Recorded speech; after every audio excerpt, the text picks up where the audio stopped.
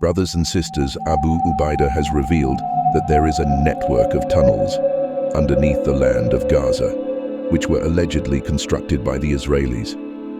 These underground passages were supposedly used for acquiring weapons and fuel from countries.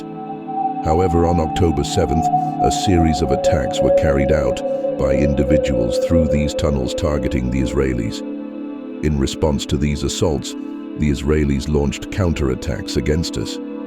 According to this fighter's account, we managed to apprehend leaders. Yet soon as Israel became aware of this development, they responded with relentless attacks on Gaza. That is why I joined my comrades on a mission to the Gaza Strip. He recounted our encounters with soldiers where the word martyrdom was on our lips. Whenever we shouted that word with conviction, it felt as though an indescribable and potent energy surged through us.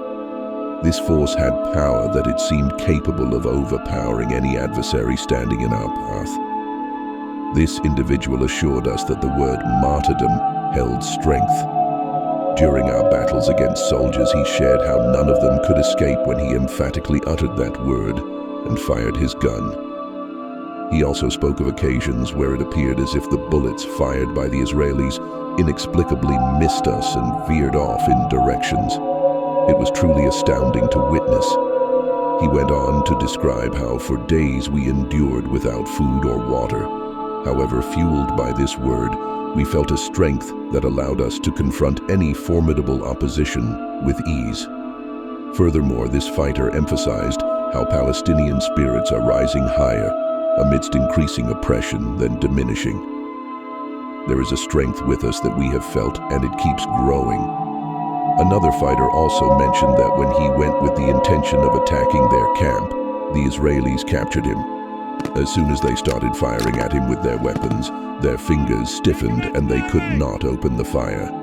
The Israeli soldiers were surprised because he was loudly reciting the word of martyrdom. Then he felt a strength within himself that allowed him to free himself from the Israelis. This fighter also said, "We were stronger than 100 Israeli soldiers each. They thought that we were very numerous, although we were very few, but we appeared to them to be numerous." Brothers and sisters, if we talk about the history of Jews, then we came to know that the Jewish nation started mainly during the time of Prophet Moses. And the followers of Prophet Moses are called Jewish. After that, generation after generation, prophets were sent among them from the same family. The most prominent names among them include Prophet David, his son, Prophet Solomon, Prophet Jacob, and his son, Prophet Joseph. The period of the rise of the Jews was during the time of Prophet David and his son, Prophet Solomon.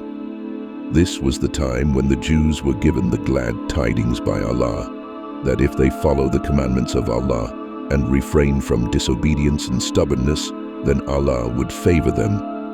He would elevate their lands and grant them such blessings that they would become rulers over the entire world.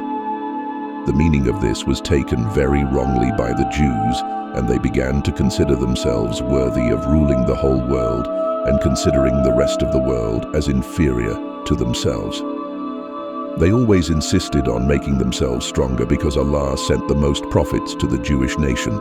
Therefore, they considered themselves to be the most superior. This nation is a very cunning, rebellious, stubborn, and disobedient nation. Because of this, Allah sent various punishments upon them in different periods, because the Jews martyred many of their prophets, mocked them, expelled them from their homes, and inflicted various kinds of torment upon them. If we look at the oldest existing religion in the world, it is the one brought by our respected Prophet Abraham. Prophet Abraham had two sons, Ishaq and Ismail. Many prophets came from the descendants of Prophet Ishaq, and from his offspring Prophet Jacob emerged, whose title was Israel. Because of this, Allah addressed this nation in the Quran as Bani Israel, because Prophet Abraham was sent in the present-day region of Iraq and migrated from there to the area of Palestine. So Jews consider Palestine as their sacred land. That's why they want to take control of Palestine and remove Muslims from there so that their government can be established again. If you want to know more about their complete history, please comment and subscribe to our channel for more videos like